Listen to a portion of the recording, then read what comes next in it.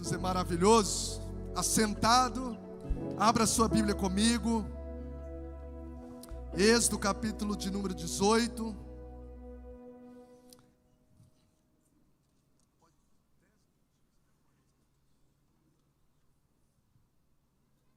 Êxodo 18. Nós vimos tantas coisas sobrenaturais Deus manifestando no deserto, até aqui. Povo se movendo sobre a nuvem, tantas coisas sobrenaturais.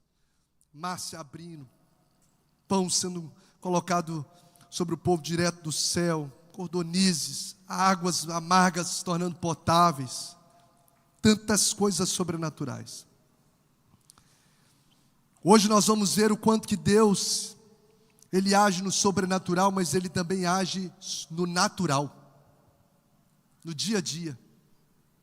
Esse Deus é maravilhoso. Por isso que a Bíblia diz que quer comais, quer bebais, quer façais qualquer outra coisa, fazei tudo para a glória de Deus, porque no cotidiano Deus é glorificado. Na rotina da nossa vida, Deus é glorificado, Deus se move, Deus fala, Deus age. Por isso que não existe uma vida nossa separada. Tudo para nós é, como se diz, sagrado. Seja comendo ou bebendo, seja nos relacionando, o que a gente está fazendo? A gente está vivendo para a glória de Deus. Porque tudo foi criado por meio dEle e para Ele são todas as coisas. Então você não foi só criado por Deus, mas você foi criado para viver para Deus. Então Deus se move de forma sobrenatural, sim, cura, liberta, salva, abre mar, traz provisão, mas o Senhor também se move no natural. E nós vamos aprender essas percepções de princípios, do mover no natural de Deus na nossa vida. Êxodo capítulo de número 18, a partir do verso 5, a seguir, diz assim a palavra do Senhor. Jetro, sogro de Moisés, veio com os filhos e a mulher de Moisés encontrá-lo no deserto, onde estava acampado perto do monte de Deus. E Jetro mandou dizer-lhe: eu, seu sogro Jetro, estou indo encontrá-lo, e comigo vão sua mulher e seus 2 filhos. Então Moisés saiu ao encontro do sogro, curvou-se e beijou-o. Trocaram saudações e depois entraram na tenda. Então Moisés, vamos ler o verso 8 juntos aí? 1, 2, 3 e... Então Moisés contou ao sogro tudo quanto o Senhor tinha feito ao faraó e aos egípcios por amor a Israel, e também todas as dificuldades que tinham enfrentado pelo caminho e como o Senhor os livrara. O que Jetro fez, gente? Jetro alegrou-se ao ouvir todas as coisas boas que o Senhor tinha feito a Israel, libertando das mãos dos egípcios. Disse ele: bendito seja o Senhor que os libertou das mãos dos egípcios e do faraó, que livrou o povo das mãos dos egípcios. Agora sei que o Senhor é maior que todos os outros deuses, pois ele os superou exatamente naquilo de que se vangloriavam. Verso 12, então Jetro, sogro de Moisés, ofereceu holocaustos e sacrifícios a Deus, e Arão veio com todas as autoridades de Israel para comerem com o sogro na presença de Deus. Verso 13, no dia seguinte Moisés assentou-se para julgar as questões do povo, e este permaneceu de pé diante dele desde manhã até o cair da tarde. Quando seu sogro viu tudo que ele estava fazendo pelo povo, disse: o que é que você está fazendo? Por que é que você se assenta? Porque só você se assenta para julgar, e todo esse povo espera de pé desde manhã até o cair da tarde. Moisés respondeu: o povo me procura para que eu consulte a Deus.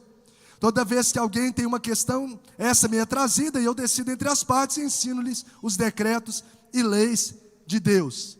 Verso 17, respondeu o sogro de Moisés: o que você está fazendo não é bom. Você e o seu povo ficarão esgotados, pois essa tarefa lhe é pesada demais. Você não pode executar sozinho. Então agora ouça-me, eu vou lhe dar diga comigo, eu lhe darei um conselho. Vamos juntos dizer? Eu lhe darei um conselho, e que Deus esteja com você. E aí ele dá o conselho: seja você o representante do povo diante de Deus, e leve a Deus as suas questões.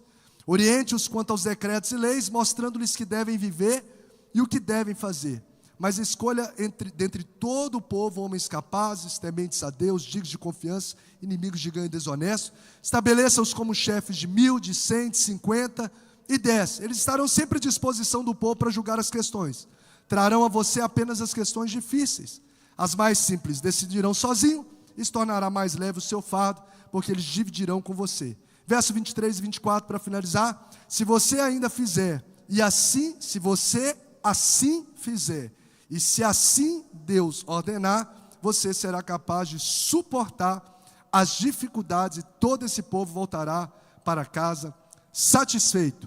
Verso 24, Moisés aceitou o conselho do sogro e fez tudo como ele tinha sugerido. Amém? Jesus, muito obrigado por nos dar o privilégio de termos acesso à Tua Palavra, que traz ao nosso coração, à nossa vida, verdades dos céus, princípios, direções, instruções, que nos faz trilhar uma vida para a glória do Senhor, uma vida abundante que o Senhor prometeu e nos entrega, e nos põe no trilho da eternidade com o Senhor. Alinha o nosso coração à Tua Palavra, torna os nossos ouvidos sempre sensíveis a muito mais do que a voz que sai desse microfone, mas a voz do Teu Espírito Santo que penetra como espada de dois gumes no nosso coração e nos faça perceber na jornada natural, do dia a dia da nossa vida, a ação sobrenatural do Senhor, em nome de Jesus. Amém. Glória a Deus. Queridos, como a gente tem visto na jornada sobre a nuvem de Deus, no deserto com Moisés, a gente já tem plena convicção de que a vida ela é cheia de desafios, plena convicção que a vida, a nossa jornada, mesmo debaixo da nuvem de Deus, é cheia de desafios. E a gente precisa, no meio desses desafios, para cada desafio, sempre tomar decisões. Sempre tomar. O tempo todo nós estamos tomando decisões. Nós já conversamos sobre isso em outras ministrações, que o número de decisões de pequenas, das micro a macros, que a gente toma na vida, são assim, inúmeras, chegando à casa de milhares, todos os dias. E a gente já tem também como clareza, pode deixar a luz hoje acesa, por gentileza? Pelo menos uma delas aí. E a gente já tem como clareza de que cada decisão que a gente toma, ela tem impactos, tanto no nosso presente, de imediato, quanto no futuro. Decisão que eu tomo, impacto futuro, quanto até mesmo na eternidade. Então, decisões são muito, muito importantes, a gente saber tomar decisões. Eu fico pensando, aqueles dois ladrões, isso, ali, ao lado de Jesus, na cruz do Calvário, uma decisão deu um impacto eterno. Um decidiu por Cristo honrar e reconhecer a divindade de Cristo, o senhorio de Cristo, e ouviu: hoje mesmo estarás comigo no paraíso. E o outro tomou a decisão de resistir, e aquele homem certamente foi culminar no inferno, porque só há dois caminhos. Então os dois no mesmo ambiente, mas decisões diferentes. O mesmo contexto, o mesmo ambiente, mas decisões diferentes, que deram destinos completamente opostos para eles. Então, se a vida é cheia de desafios, e o tempo todo a gente precisa tomar as decisões, e essas decisões elas impactam não só no hoje, na família, no amanhã, e até mesmo ecoam na eternidade, a gente precisa aprender a tomar decisões de forma assertiva. E a Bíblia nos instrui sobre isso. E se eu posso dizer, uma das chaves poderosas para tomarmos decisões assertivas, para a gente realizar projetos que vão ser bem-sucedidos, se chama atentar para os conselhos que a gente recebe. Olha o que Provérbios, capítulo de número 15, verso 22 diz: onde não há conselho, fracassam projetos. Onde não há conselho, diga comigo, onde não há conselho, fracassam projetos. Mas com a multidão de conselheiros, só quem está aqui, vamos lá, mas com a multidão de conselheiros, há bom êxito. Então, onde não há conselho, os projetos fracassam. Mas quando tem multidão de conselheiros, não é de opiniões não, conselheiros, é palpite não, conselheiros, há bom êxito. Então a gente vê com clareza nesse texto que o fracasso e o sucesso de projetos que nós executamos está diretamente ligado às instruções e os conselhos que a gente ouve e pratica. Em todas as áreas. Então, o sucesso e o fracasso, por exemplo, da família que eu tenho, da nossa família, da minha e da sua família, está diretamente ligado aos conselhos que a gente ouve e pratica. Quantos conselhos bíblicos a gente recebe aqui cada culto, cada encontro nosso, ao ler a palavra. E o sucesso e o fracasso da minha família está diretamente ligado. O texto está falando, onde não há conselho, fracassam os projetos. Isso você e eu podemos expandir para todas as outras áreas. O sucesso e o fracasso, por exemplo, de uma empresa, o sucesso e o fracasso de um ministério está diretamente ligado aos conselhos que nós recebemos e aplicamos. Porque, ou seja, debaixo de conselhos assertivos, a gente pode evitar muitos prejuízos da vida. Debaixo de conselhos que a gente recebe, de instruções que a gente recebe. Tem um dado que corrobora com esse texto bíblico, um dado de estudiosos do desenvolvimento pessoal, que corrobora com o que a Bíblia já diz há milênios, e diz que quando você está coberto de conselhos, a sua margem de erro diminui até 80%. Olha só. A minha margem de erro, quando eu estou coberto de conselhos, ela diminui quanto, gente? 80%, ou seja, a minha possibilidade de dar certo é muito grande, quando eu estou coberto de conselhos alinhados, de conselhos assertivos na minha vida.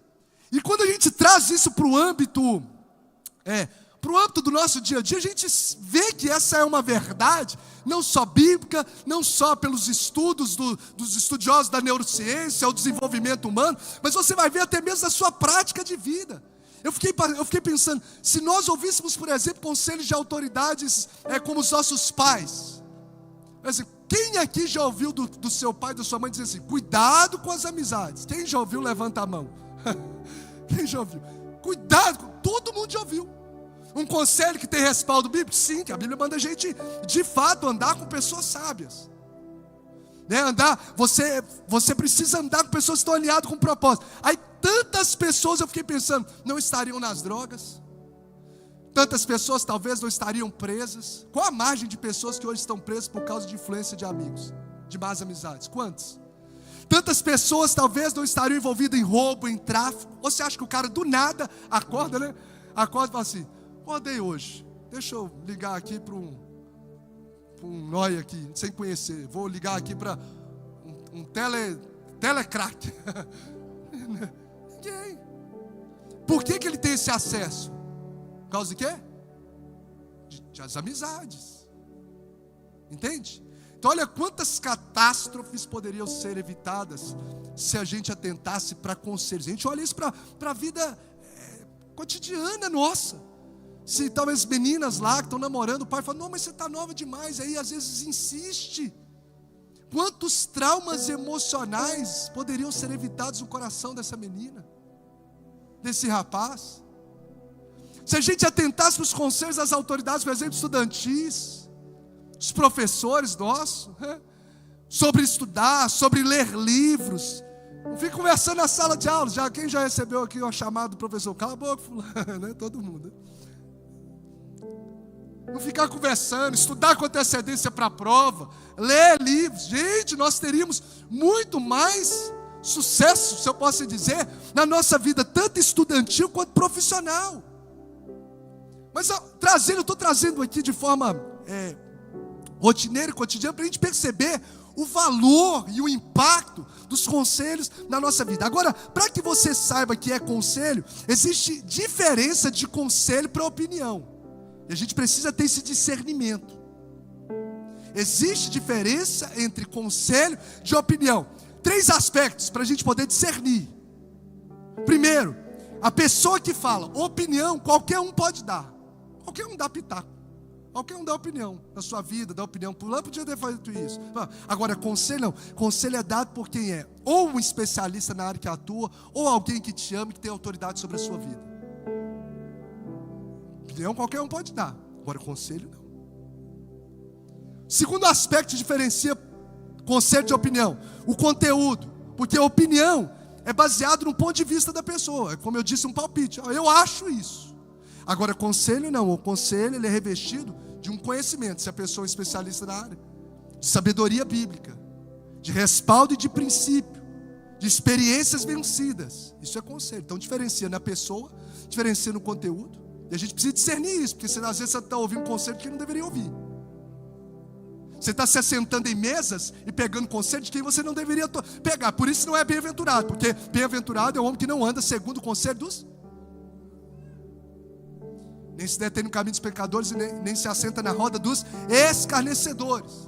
Então, na pessoa, no conteúdo e na intenção. Porque a opinião, a pessoa fala, às vezes ela vai dar ali a opinião dela sem a intenção de às vezes ajudar. Às vezes, a maioria das vezes a pessoa dá uma opinião só para mostrar que sabe sobre a coisa, né? Não é assim? Só para mostrar que sabe, para falar que sabe, para as pessoas verem que ela sabe. Agora, conselho não. A intenção é realmente ajudar alguém, solucionar, instruir, direcionar.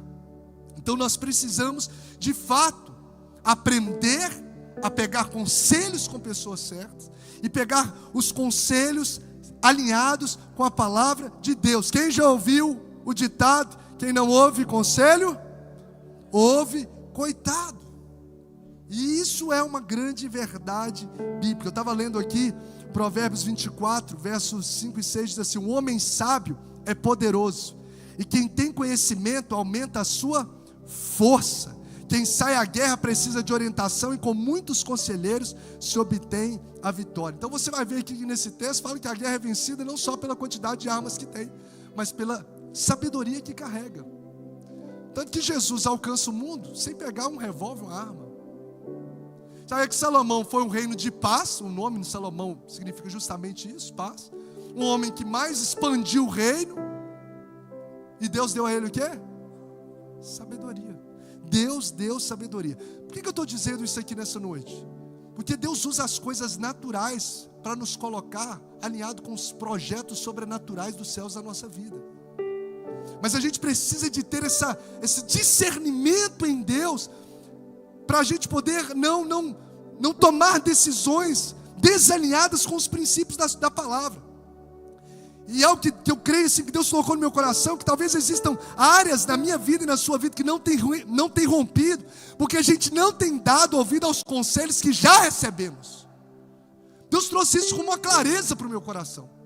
Tem áreas da vida, você hoje não vai precisar de mais uma palavra.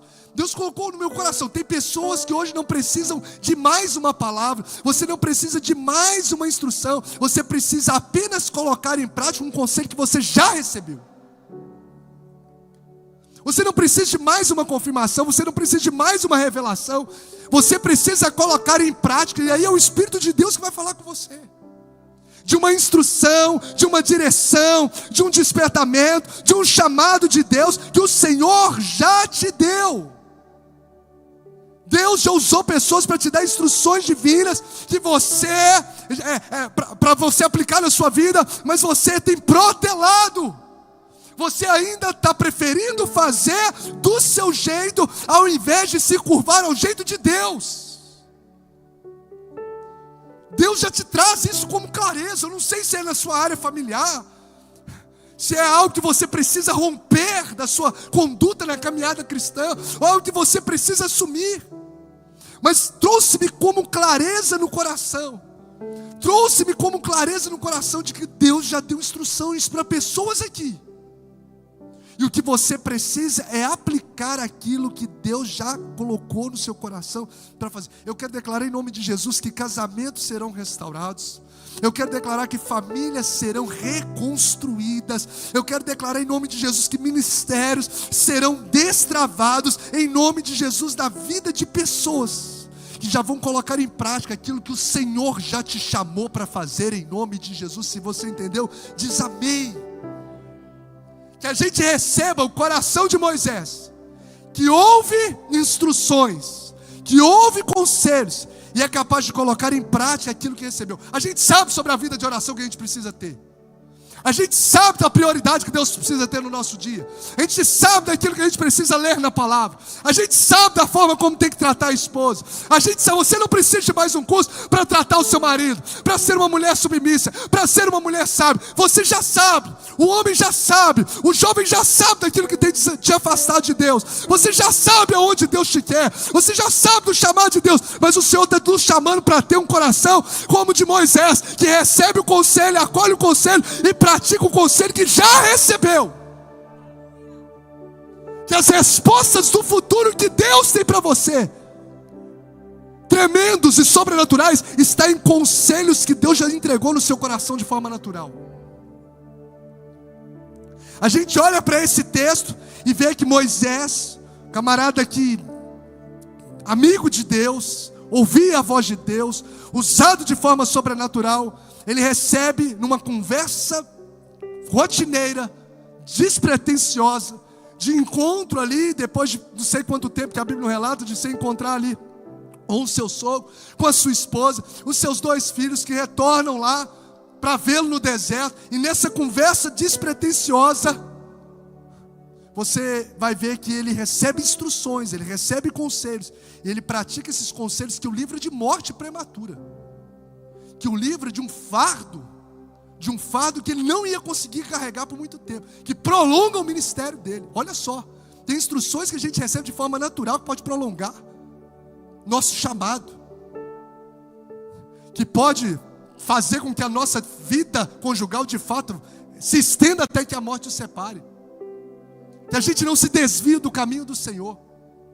E a gente olha para Jetro e vê que Jetro não dá opinião. Por que Jetro dá conselho, gente? Por causa dos 3 aspectos que a gente falou, por causa da pessoa que ele é. Você vai ver que o Jetro, ele é uma pessoa tanto especialista naquilo que ele poderia estar falando ali, naquilo que ele falou, como também uma autoridade que amava Moisés.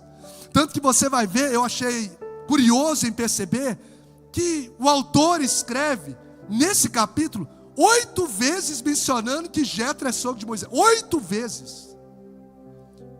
É uma redundância absurda, né? Se ele colocasse lá já no primeiro versículo, Jetro, sogro de Moisés, mas por 8 vezes, Jetro, sogro de Moisés, e o sogro de Moisés, Jetro, sogro de Moisés.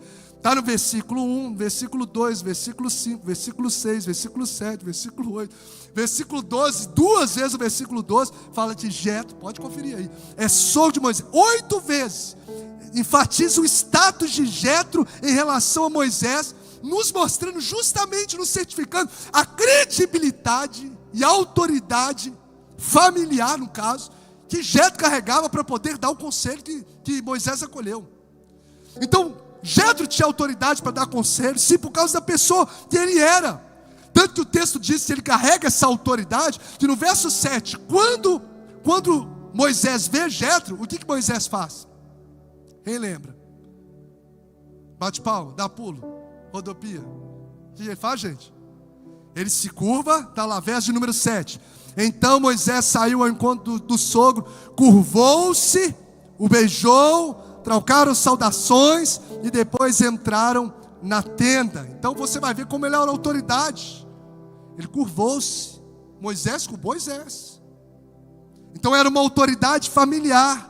Só que não só uma autoridade familiar, ele carregava também a autoridade espiritual, porque o verso de número 1 nos fala que ele era o quê? O Jetro era o quê? O verso de número 1, está aí na sua Bíblia? Sacerdote de Midian, ou seja, era um sacerdote gentil, sim, não era do povo de Israel, mas era um sacerdote que conhecia e servia ao Deus verdadeiro, ao Deus de Israel. Tanto que lá no versículo de número 12, ele apresenta um sacrifício a Deus. Então ele era uma autoridade familiar, ele era uma autoridade espiritual. Então ele não dava apenas opinião, ele era um homem que dava de fato conselho. Mais uma vez a gente precisa perguntar, porque isso define o Salmo 1 na nossa vida: quem eu e você temos ouvido para tomar as decisões que a gente precisa tomar? Está passando um momento de crise do casamento, crise da empresa, crise, sei lá, na vida espiritual. Quem que a gente está sentando para ouvir? Será que quem anda com Deus? Ou quem nem carrega temor do Senhor na vida? Porque isso fala do nosso destino. Então você vai ver que ele tem autoridade para dar conselho pela pessoa. A gente colocou o segundo aspecto como conteúdo que ele entrega, porque de fato, quem lembra aí da função de Moisés antes de ser o libertador? Ele fazia o quê? Ele era o quê? Funcionário de quem? Do Jetro, tomava conta do agronegócio. Ele era funcionário da empresa do Jetro. O Jetro era o dono do gado e o Moisés estava lá cuidando do sogro. Então o cara ele era especialista nessa área. Ele sabia falar de administração. Além de ser a pessoa que carregava temor a Deus, além de ser uma autoridade espiritual. E esse homem, esse sacerdote de Midian, uma coisa que me veio ao coração: todo conselho assertivo sempre será fundamentado por um princípio bíblico. Você quer saber se é uma direção de Deus? Tem que estar alinhado com a palavra. Não, separa. Não, pode, não paga isso não. Não, dá o calor. Não, se não está alinhado com a palavra, você tira fora. Todo conselho que é de fato bíblico, que vai prosperar a nossa vida, ele precisa estar alinhado com a palavra de Deus. Se a gente recebe um conselho que está desalinhado da palavra, não tome. Isso não é um conselho, isso é uma opinião péssima. Agora, como que eu vou saber que esse conselho está alinhado com a palavra? Conhecendo a palavra. Aí não lê a Bíblia, não medita na lei do Senhor de dia e de noite, não se alimenta da palavra. Por isso que muitas das colheitas e fracassos que a gente tem, é porque a gente esquiva dos princípios elementares. Que dia dessa semana você leu a palavra? Quantos dias essa semana? O quanto você se alimentou desse pão vivo de Deus? Porque a palavra de Deus liberta, gente. A palavra de Deus é o único livro que a gente lê, que eu gosto muito sobre isso, cujo autor está presente no momento da leitura. Você está lendo, o Espírito Santo está ministrando ao nosso coração. A palavra é a voz do próprio Deus para a nossa vida. A palavra de Deus o sustenta, ela é o pão que alimenta. Ela é a espada que traz discernimento, que divide alma e espírito, juntas e medulas, e que discerne o pensamento do homem. É a palavra de Deus que ela liberta. É pela palavra que nós estamos aqui. Se um dia eu e você fomos salvos, se um dia eu e você tivemos um encontro com Jesus, é porque alguém pregou a palavra. Como virão se não há quem pregue? Ou seja, ela tem o poder de nos arrancar do império das trevas e nos transportar para o reino do Filho do seu amor. É a palavra de Deus, é a voz de Deus que está acessível a nós. A palavra de Deus é voz de Deus, e a voz de Deus é poderosa, diz o salmista. A voz do Senhor despede chamas de fogo. A voz de Deus, ela é tremenda. Tanto que o mundo foi criado sem Deus colocar as mãos, apenas com a sua voz. Haja luz e houve luz. E há uma voz de Deus ecoando nessa noite, através da palavra. E eu quero declarar que grilhões serão quebrados, cadeias serão quebradas pelo poder da voz do Senhor, no nome de Jesus. Leia a palavra, cutuca quem está do seu lado e fala: medite na lei do Senhor, de dia, de noite. Como essa palavra, Jeremias. Que Deus venha nos dar fome e sede da palavra, porque isso vai livrar a sua família de caos. Fome e sede da palavra, isso vai blindar as nossas emoções. Isso vai fazer a gente vencer muitas das nossas guerras, pelo poder da palavra de Deus. Então ele tem um conteúdo, é um sacerdote, é um cara que tem autoridade, que tem intenção positiva que o moveu. Afinal era sogro, né? A filha dele estava com Moisés, os netos dele estavam com Moisés. Então de fato tinha algo para poder trazer, sabe? Eu tô orando e quero declarar também sobre a minha vida, sobre a sua vida, sabe? Que Deus nos dê graça para nós termos Jetros do nosso lado e não Judas nessa jornada. Nós estamos precisando de Jetro, que sai fora o Judas. Quem quer ajuda aí? Sai fora. Que Deus coloque Jetros na sua jornada. Que Deus... Será que você tem um Jetro na sua jornada? Será que você tem sido um Jetro na jornada das pessoas? Gente que está alinhado com o coração de Deus, com o projeto de Deus, com a vontade de Deus. Sabe, eu lendo essa palavra, Jesus, me dá esse dom de discernimento.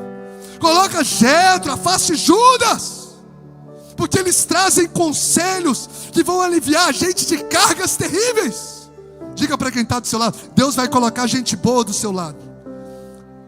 Deus vai colocar gente boa do seu lado para aliviar o seu cargo, amém? Para aliviar o seu peso. Deus vai colocar gente boa. Agora fala com ele: pode contar comigo nessa jornada. Isso, aleluia. Conta comigo, conta comigo. Oh Jesus, que Deus permita entrar na nossa tenda quem está alinhado com o nosso coração. Que Deus permita entrar, não é qualquer um que entrar na tenda de Moisés, não. Entrou na tenda de Moisés, Jetro, gente que está alinhado com o nosso coração, quem tem assentado às nossas mesas. Porque isso vai dizer do futuro que a gente vai ter.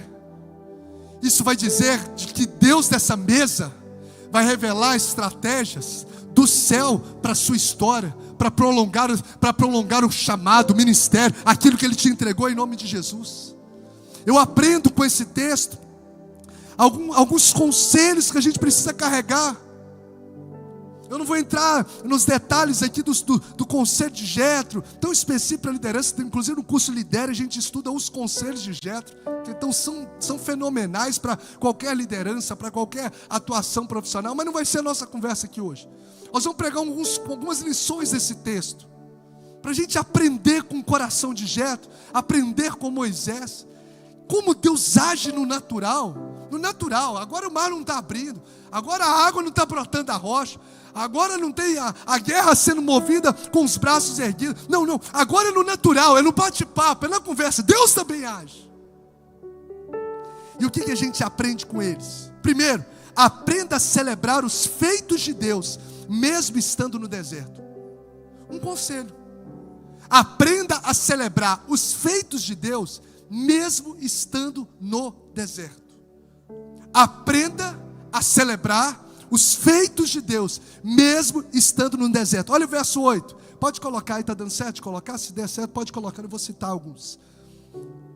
O verso 8. Chegou o Jetro, curvou, beijou, saudou, levou para dentro da tenda. E o verso 8 diz assim, quando eles entraram lá: então Moisés contou ao sogro o quê?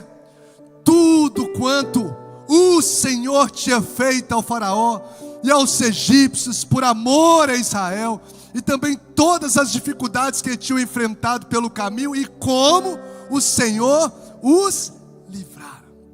Ele chamou Jetro para dentro da tenda e começou a celebrar os feitos de Deus, mesmo estando no cenário de deserto. Mesmo estando no cenário de deserto.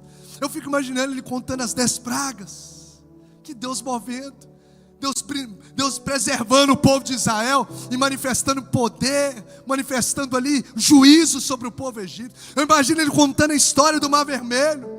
Nunca aconteceu isso, não ouvimos de Abraão, Isaac, Jacó, José. Deus abriu o Mar Vermelho, nós passamos a pé enxuto. Eu fico imaginando ele contando que quando o povo estava ali na pressão, ele tocou na rocha e água brotou da rocha.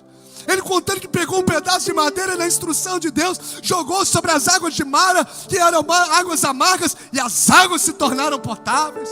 Eu fico imaginando, Deus mostrou um oásis lá em Elim, com 70 palmeiras, com fontes de água, e eles desfrutaram desse manancial no deserto. Eu imagino ele contando quando o povo estava com fome, a padaria celestial mandou pão fresquinho pela manhã e não parava de mandar todas as manhãs. Eu fico imaginando Moisés contando os feitos de Deus ali para Jetro, e o texto nos mostra que o que eu estou contando é de forma muito breve, né? Eu imagino Moisés contando com todos os detalhes, tanto que o verso de número 9 diz assim: Jetro, verso de número 9, alegrou-se ao ouvir todas as coisas boas que o Senhor tinha feito em Israel, libertando das mãos dos egípcios. Ou seja, Jetro sai daquela conversa, gente, como? Alegre, porque Moisés está no cenário de deserto, Moisés está numa pressão absurda de murmuração, mas Moisés decide abrir a boca para celebrar os feitos de Deus, mesmo estando no cenário de deserto na vida. E o Jetro sai alegre, e eu fiquei pensando, será que as pessoas que conversam com a gente, será que elas saem alegres ou desanimadas? Será que as pessoas que conversam com a gente, Paulinho, será que elas saem mais entusiasmadas por Deus? Ou não quer ver nem igreja, não quer ver nem mais Jesus? Porque o cara sai da conversa, o Jetro sai, não só se alegra, mas o texto diz que ele faz o quê? Um culto.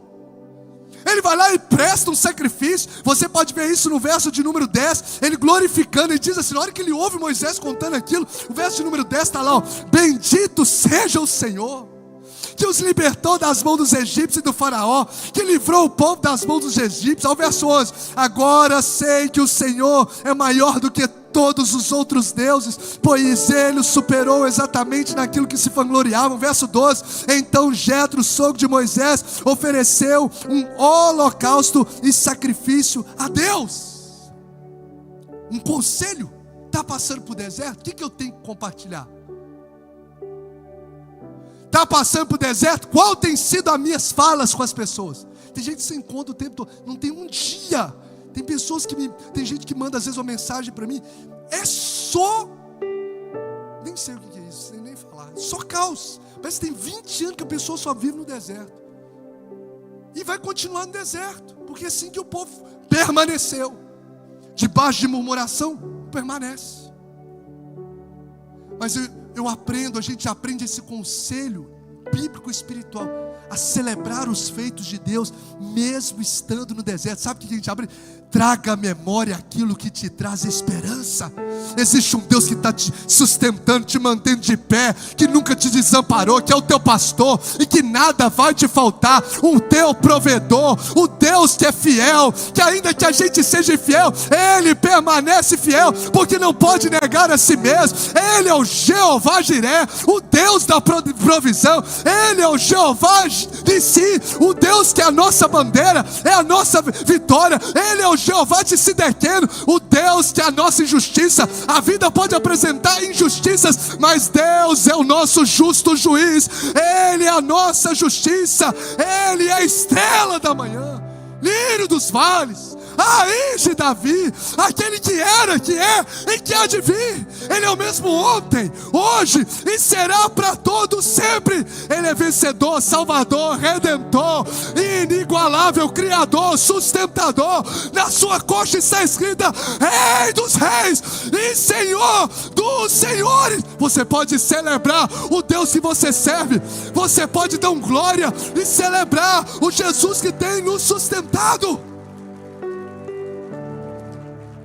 Então cutuca. Hoje eu estou bom para falar para o lado. Ninguém gosta, por isso que a gente vai fazer, né? Eu lembro da pregação da pastora Raquel. Era uma frase dela e 10 cutucão no irmão, né? Cutuca no irmão. Ninguém dormia na pregação, né? Cutuca o irmão que está do seu lado e fala com ele, mude as suas conversas. Para de lamúria. Mude as suas conversas. Ah, eu estou passando por deserto no casamento, estou passando por deserto nas finanças, estou passando por deserto na empresa, estou passando por deserto das emoções, estou passando por deserto do ministério. Dê voz às bênçãos que lhe cercam, mais que as dores que lhe assolam. Não é que você não pode compartilhar? Pode. Teve um momento que ele estava lá e passou e recebeu a instrução, mas dê voz mais as bênçãos que te cercam que as dores que te assolam. Dê voz mais as bênçãos que te cercam que as dores que lhe assolam. Tira o foco. Eu não vejo aqui Moisés compartilhando a ingratidão das pessoas que foi redundante, que foi maçante. Mas a gente não vê ele falando isso, da murmuração do povo. Então a gente aprende a tirar o foco da ingratidão das pessoas e colocar o foco na provisão de Deus. Tira o foco da ingratidão das pessoas. Vai te dar saúde emocional, vai me dar saúde emocional, vai me dar saúde espiritual. Tire o foco da ingratidão das pessoas e comece a colocar o foco na provisão de Deus. Tira o foco dos problemas que já lhe feriram, Moisés, e coloque o foco no Deus que lhe mantém de pé. Tem uma frase de Charles Spurgeon que me moeu. Ele diz assim: o povo de Deus tem a tendência de gravar suas provações em mármore e escrever suas bênçãos na areia. Vou repetir, o povo de Deus tem a tendência de gravar suas provações em mármore e de escrever suas bênçãos na areia. Quem tem sido nós? Será que nós não somos essas pessoas que gravam as provações em mármore e as bênçãos na areia? Hoje Deus está nos chamando para aprender um conselho com Moisés, a celebrar os feitos de Deus mesmo estando em cenário de deserto. Quer uma outra escola que a gente aprende? A gente aprende a celebrar. Esse aqui vai ficando mais difícil, esse ainda é fácil, você vai ver. Segundo, celebre as conquistas das pessoas, mesmo que estejam em maior evidência que você. Celebre as conquistas das pessoas, mesmo que estejam em mais evidência ou em maior evidência que você. Jetro alegrou-se ao ouvir todas as coisas boas que o Senhor tinha feito a Israel, libertando das mãos dos egípcios. Moisés era quem? Antes de ser libertador? Funcionário. Mas agora ele deixa de ser um cuidador de alguns gados e passa a ser um libertador de uma nação, liderando literalmente milhões de pessoas. E mesmo assim, o Jetro, que tem autoridade, que tem revelação de Deus do natural, porque o conselho que ele dá, ele fala assim para Moisés: Moisés, se esse conselho for bem ao seu coração, transliterando, parafraseando, e se Deus assim o disser, você coloca em prática. Ou seja, se ele colocou em prática, certamente porque Deus aprovou. Então você vai ver o Jetro, um Jetro usado por Deus, ele tem um coração que se alegra com as experiências sobrenaturais que Moisés viveu, e tudo que Deus estava fazendo na vida de Moisés, esse ex-funcionário dele, ele se alegra. Ele põe uma mesa na tenda, acho que deve ter sido na tenda, chamou os anciãos e vão adorar a Deus. É um cara que nos ensina um conselho de maturidade de vida espiritual, para ter saúde nas nossas emoções, maturidade de vida, a celebrar as conquistas das pessoas, mesmo que estejam em maior evidência que a gente. Será, irmãos, eu fico pensando, será que a gente tem coragem de se alegrar? Mas o cara entrou na empresa lá, esse mês, você já está há 5 anos, esse cara vendeu lá na representação, mais do que você bateu a meta, você não conseguiu bater. Será que a gente se alegra? A comparação, por que você não é grato pelo tanto que você fez, ou se inspira no outro? Por que a gente não faz isso? Porque só tem duas direções, ou a gente se alegra ou a gente se inveja.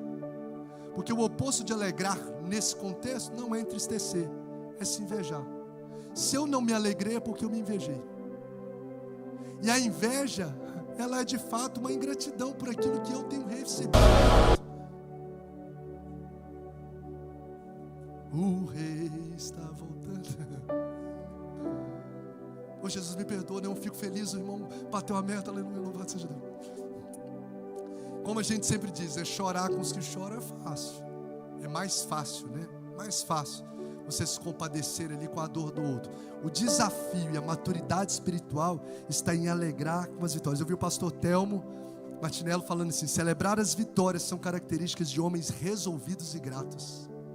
Celebrar a vitória de outros é a característica de homens resolvidos e gratos. Se o cara está ganhando mais, se o cara comprou um carro novo, se o cara comprou uma casa nova, se ela passou num concurso, você não passou, você consegue se alegrar. Isso é saúde para as nossas emoções, isso é maturidade para o nosso espírito. Terceiro, vamos caminhar para o encerramento. Terceiro, primeiro a gente precisa aprender o quê? A celebrar os feitos de Deus, mesmo estando no deserto. Porque sempre vai ter desafio, gente. Se você parar para ficar falando só do desafio, você vai falar o desafio o resto da sua vida. Se eu perguntar aqui, quem aqui está passando por um problema de algum nível, financeiro, talvez está enfermidade, algum problema dentro do seu contexto familiar, Tem alguém na emocional, ansioso? Quem aqui está passando por um problema em algum nível? Levanta a mão. Levanta a mão, gente. Só eu? Aí, pronto. O que nós vamos ouvir aqui? É o povo de Israel que morreu no deserto. Sai fora. Se a gente dá voz ao problema, é isso.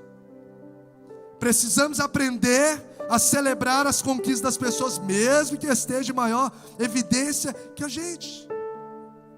Então, quem não é grato pelo que tem, acaba invejando de quem tem. Falta gratidão. Falta gratidão. Se a gente é grato pelo que tem, você não vai se invejar pelo que tem. Isso está nos 10 mandamentos: não cobiçar, não desejar o do outro.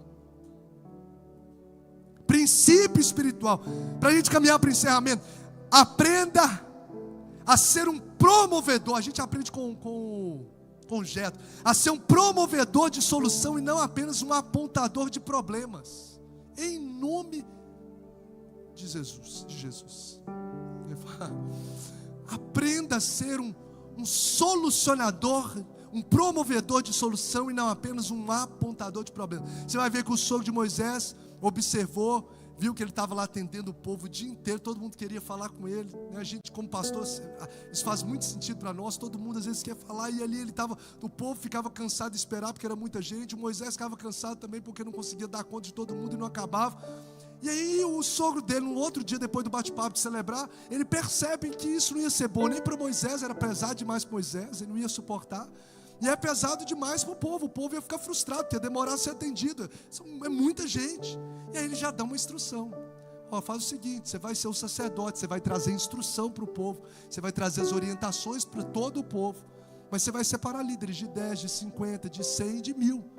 E aí a cada 10 pessoas ali, se o cara não conseguir resolver o de 10, passa para o de 50, os 50 ali não conseguir resolver, passa para o de 100, se o 100 não conseguir resolver, passa para o de 1000, se o 1000 não conseguir resolver, se for difícil demais, aí você pega a causa, as mais difíceis, mas as mais fáceis, o próprio povo pode ali ir resolvendo, que já tem instrução, que sabe as instruções que você está dando.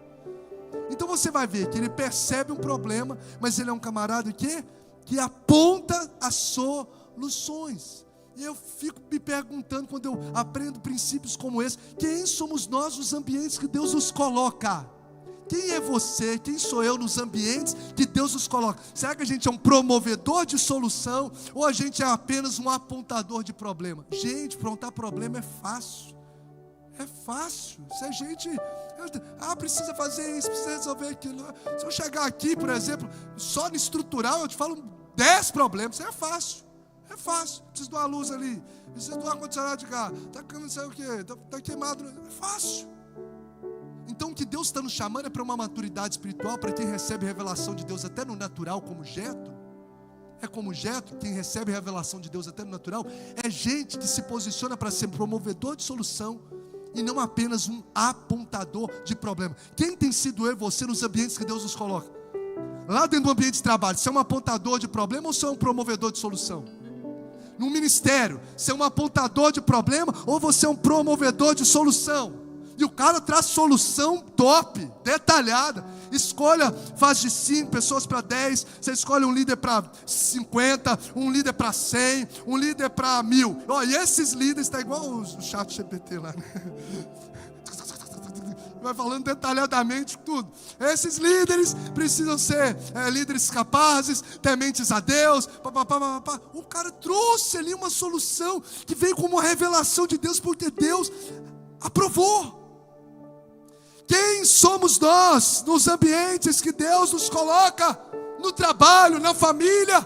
Aponta o problema da esposa, aponta o problema do filho, aponta o problema do cunhado, da sogra. Ou a gente é o solucionador dos problemas. Eu e você precisamos ser a resposta que a gente quer ver. Diga-se, eu vou ser a resposta daquilo que eu desejo ver. Eu e você precisamos ser a resposta.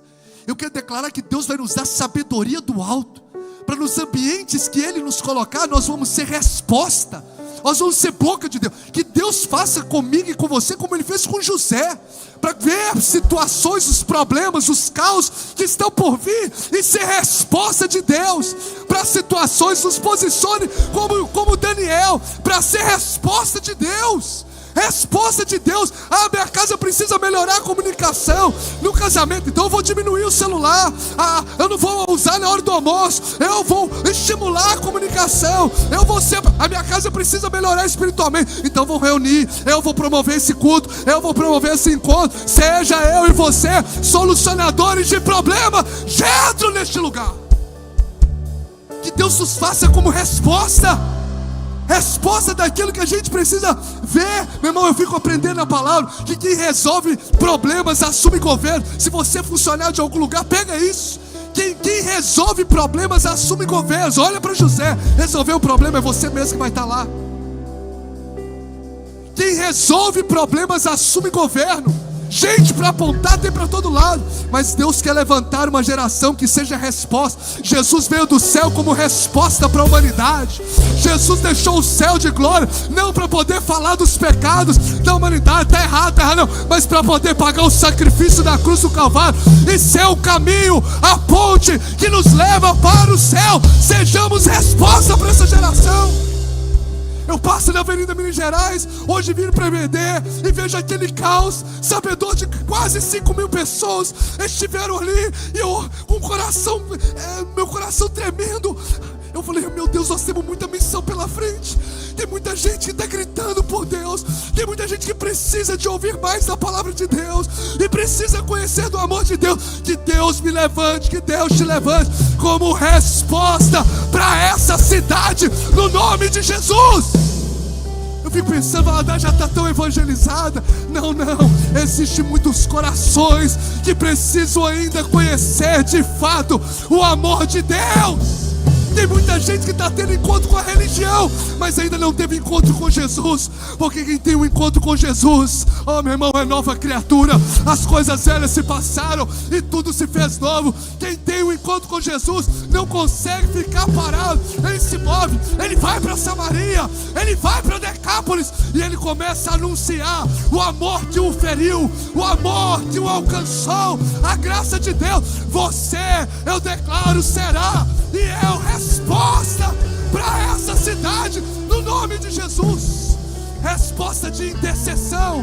Essa cidade está precisando de intercessor, porque por causa da falta de um intercessor, de gente teve lá, como diz o profeta, não vai ninguém colocar na brecha por aquela cidade, não tem um homem, mas Deus encontrou você, Deus encontrou você, Deus encontrou a mim. Deus vai encontrar pessoas nessa casa que vai se colocar na brecha. Você vai ser resposta para essa cidade, no nome de Jesus. Você vai ser resposta para o seu casamento. Você vai ser resposta para o seu filho. Você vai ser resposta para os ambientes que Deus nos colocou, em nome de Jesus. Eu quero convidar você a colocar-se de pé, porque eu quero ministrar isso em nome de Jesus. Sabe por quê? Nós estamos acostumados a viver um ambiente onde a gente só está com um ambiente como esse, onde a gente só vem para receber, mas nós estamos aqui para ser resposta. Tanto que a gente incomoda quando às vezes tem que orar por alguém, porque a gente não está acostumado a ser resposta, a gente está acostumado só a receber.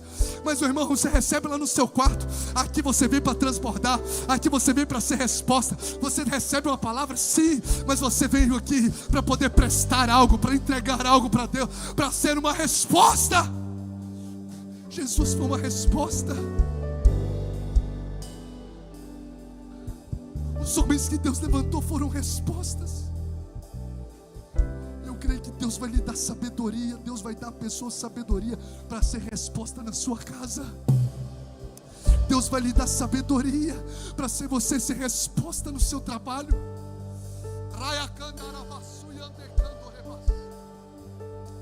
Eu quero declarar em nome de Jesus, como Deus deu para Daniel inteligência e sabedoria 10 vezes mais, não para ele ser o melhor, não para ele ser o Caxias, mas para ele poder revelar o propósito do céu naquele lugar.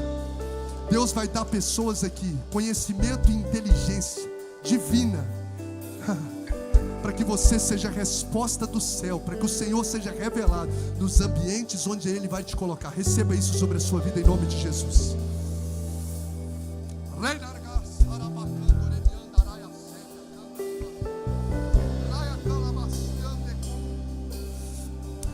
Vai muito além dos livros que você lê, vai muito além das pesquisas que você faz.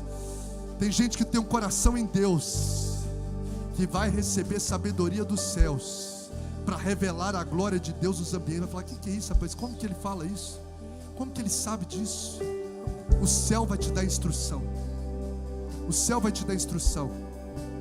Tem gente que carrega o temor dentro da sua casa. O céu vai te dar instrução.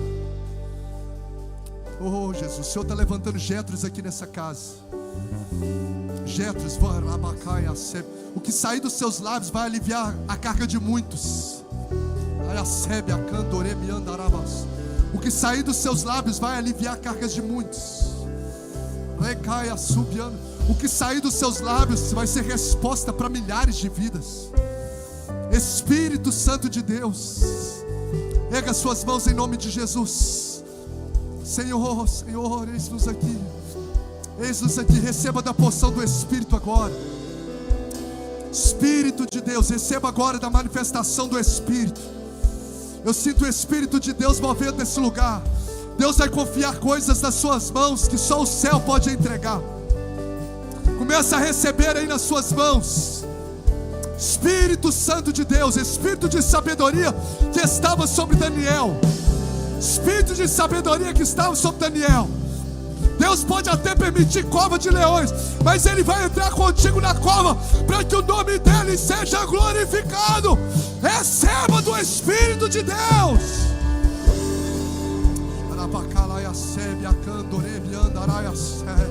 Eu sinto Deus nesse lugar. Eu sinto Deus derramando óleo novo. Eu creio. Deus derramando instruções. Deus derramando instruções. Deus, oh Espírito Santo, Deus derramando unção, óleo novo sobre vidas.